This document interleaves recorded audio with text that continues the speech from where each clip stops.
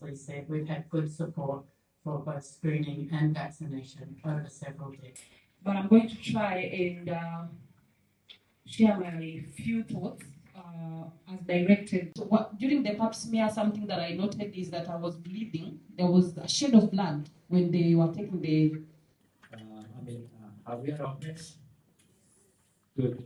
And as we mark the National Cervical Cancer Awareness Month, we must face sobering and unacceptable reality.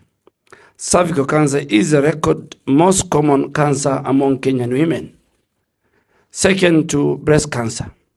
And each year, nearly 6,000 new cases are diagnosed, and over 3,500 preventable deaths occur. These are not just numbers.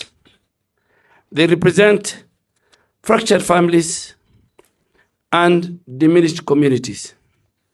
Because this disease is almost entirely preventable, I think its persistence is a stark marker of our health inequality that this ministry that I lead must make a decision to end it.